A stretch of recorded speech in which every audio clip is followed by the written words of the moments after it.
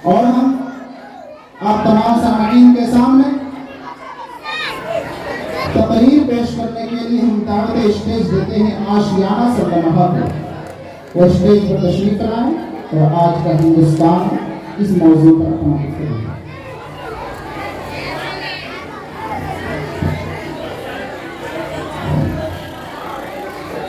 देश मेरा जल रहा है, आग लगी है सीने में।